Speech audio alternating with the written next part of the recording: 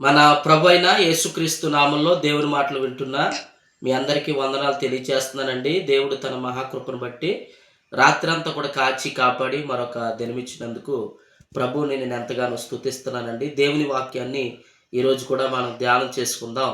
Bible గ్రంథం నుండి కొరింథీయులు రాసినటువంటి 2వ పత్రిక 7వ అధ్యాయము 10వ వచనంలో ఉన్నటువంటి వాక్యాన్ని మనం చదువుకుందాం.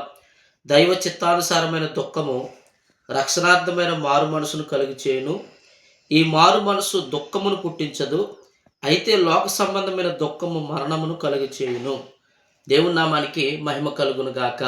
చూడండి దేవుని బిడ్డలారా, చదవబడినటువంటి వాక్యంలో దైవ చిత్తానుసారమైనటువంటి దుఃఖము అని దేవుని వాక్యంలో మనం చదువుతున్నాం. దైవ చిత్తానుసారమైనటువంటి దుఃఖం అనేది ప్రతి వ్యక్తిలో కూడా కలగాలి. దుఃఖములు చాలా రకాలు ఉన్నాయి. కొంతమంది దుఃఖపడతారు, అనారోగ్యంగా ఉంది, నేను జబ్బులు పాలయ్యాను, నేను మరణం అయిపోతానేమో, లేకపోతే నా పరిస్థితి ఇంకా గందరగోళం అయిపోతుందేమో అని దుఃఖపడేవారు ఉంటారు. అప్పులు ఉన్నాయని చెప్పి ఏడ్చేవారు ఉంటారు. ఏమంటే ఎవరో ఒక మాట అన్నారని చెప్పి ఏడ్చేవారు ఉన్నారు. దుఃఖాల్లో కూడా చాలా రకాలుగా దుఃఖాలు మనకి కనబడతాయి, మనం అనుభవిస్తూ ఉంటాం. అయితే దైవ చిత్తానుసారమైనటువంటి దుఃఖం అనేది చాలా ప్రత్యేకింపబడినది. దైవ చిత్తానుసారమైనటువంటి దుఃఖం అంటండి మనిషికి ఏం కలిగజేస్తుందంటే రక్షణార్థమైనటువంటి మారు మనసుని కలిగజేస్తుంది అంటండి. దేవునికి మహిమ కలుగును గాక. మనకి దుఃఖము దైవ చిత్తానుసారమైనటువంటి దుఃఖం మనకు రావాలి. దైవ చిత్తానుసారమైన దుఃఖం మనకి ఎప్పుడైతే కలుగుతుందో మన మనసు మార్పు చెంది మనము రూపాంతరం చెందడానికి దేవుడు ఎంతగానో సహాయం చేస్తాడు. దేవుని బిడ్డలారా, ప్రార్థన చేయడానికి ఇద్దరు వ్యక్తులు దేవాలయంలోకి వెళ్ళినప్పుడు ఒక ఆయన ప్రార్థన చేశాడంటండి. దేవా, పాపినైనా నన్ను కరుణించు అని గుండెలు బాదుకుని ఆకాశం వైపు కన్నులెత్తుటకైన ధైర్యము చాలక రొమ్ము కొట్టుకుని అతడు ప్రార్థించాడంటండి. దేవునికి మహిమ కలుగును గాక. ఇది ఏ దుఃఖం అండి? దైవ చిత్తానుసారమైన దుఃఖం. దైవ చిత్తానుసారమైన దుఃఖం అంటే ఏంటో తెలుసా?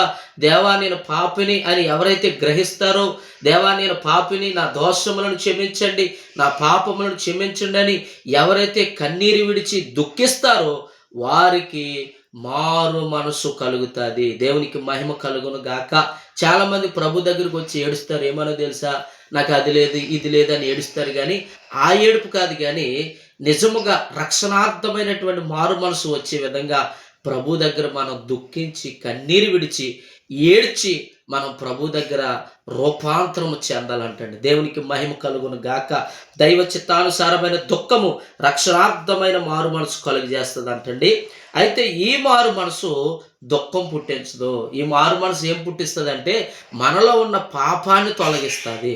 మన హృదయంలో ఉన్న పాపము, మన హృదయంలో ఉన్నటువంటి ఏదైతే ఆ లోపం ఉందో అది బయటకు పోయిన తర్వాత హృదయం అంతా తేలిగైపోయి పరిపూర్ణమైనటువంటి మారు మనసు అనేది ప్రతి వ్యక్తి అంటండి మారు మనసు పొందడానికి దైవ చిత్తానుసారమైన దుఃఖం మనకు సహాయం చేస్తుంది అంటండి. కాబట్టి ఈ మాటలు వింటున్నటువంటి దేవుని బిడ్డలారా, మారు మనసు పొందేంతగా దేవుడిలో మనం దుఃఖపడాలి.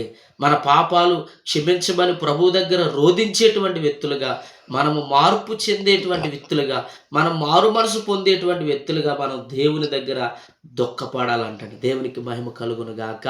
ఒకగానొక దినాన్ని తణుకు అనే పట్టణంలో ఒక సభ జరుగుతుంటే దేవుని బిడ్డలారా, ఆ సభలో నేను పాలు పొంది నేను అక్కడ నా పాపముల నిమిత్తమై ఎంతగానో కన్నీరు విడిచి ఏడ్చానండి. దేవుని బిడ్డలారా, ఎప్పుడైతే ఆ కన్నీరు విడిచి ఏడ్చానో ఆ కన్నీరు నాకేం కలిగించిందంటే మారు మనసు కలిగించింది. దైవ చిత్తానుసారమైన దుఃఖం మనిషిని మార్చేస్తుంది, మనిషి యొక్క మనసుని మార్చేస్తుంది.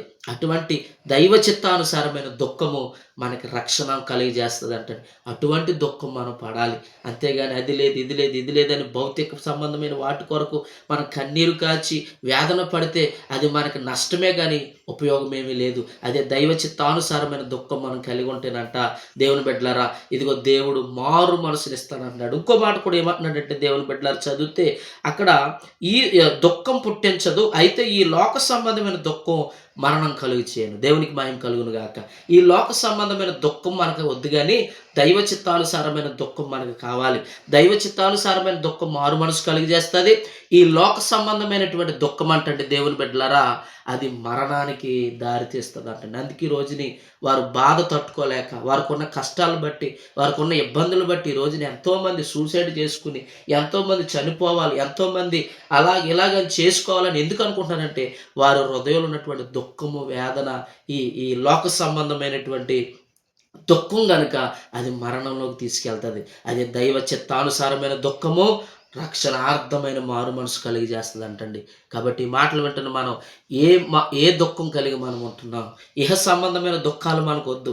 ఇహ సంబంధమైన వాటి గురించి ఏడవద్దు, కానీ పర సంబంధమైనటువంటి దేవుణ్ణి మనం గుర్తెరిగి మన పాపముల నిమిత్తమే పశ్చాత్తాపపడి కన్నీరు కార్చి దేవుని దగ్గర మనం ఒప్పుకుంటే గనక మనకి దైవ చిత్తానుసారమైన దుఃఖం కలిగి మన మనసు మారుతుంది, మన మనసు తేలిగవుతుంది, మన జీవితంకి ఒక పరమార్థం దొరుకుతుంది. ప్రభు మనకు దొరికాడు అని మన ప్రాణములకు తృప్తి కూడా కలుగుతుంది అంటాడు. కనుక అటువంటి దైవ చిత్తానుసారమైన దుఃఖాన్ని మనం కలిగి మార్పు చెంది మారు మనసు పొంది ఈ లోకంలో మనం బ్రతుకుదాం. అటువంటి కృప దేవుడు మనకు దయచేయును గాక. ఆమేన్. ప్రార్థన. పరిశుద్ధుడా, నీకు వందనాలు, స్తోత్రాలు చెల్లిస్తున్నాను. ఈ ఉదయకాల సమయంలో ఎంతమంది అయితే ఈ మాటలు విన్నారో తండ్రి, ఈ మాటలు విన్న బిడ్డలందరినీ నువ్వు ఆశీర్వదించండి నాయన. దైవ చిత్తానుసారమైన దుఃఖము రక్షణార్థమైన మారు మనసు కలుగజేస్తుందని, ఇహ సంబంధమైనటువంటి దుఃఖం అది మరణానికి దారితీస్తుందని మాట్లాడావు తండ్రి. ఇహ సంబంధమైన దుఃఖం మాకు నష్టం కలుగజేస్తుంది.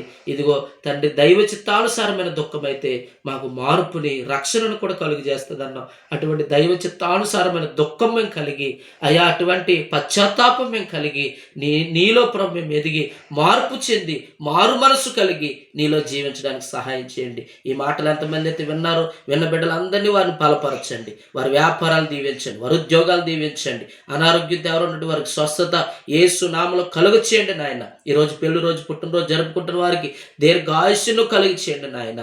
మా ప్రియ బిడ్డలందరినీ దీవించండి. దైవ చిత్తానుసారమైన దుఃఖం కలిగి మార్పు చెంది నీలో మారు మనసు పొందిన ఆయన నీలో జీవించేటువంటి గొప్ప ధన్యత మాకు అందరికీ నువ్వు కలిగి చేయమని నజరేయుడైన యేసు క్రీస్తు నామములో ప్రార్థించి స్తుతించి అడుగుతున్నాం తండ్రి.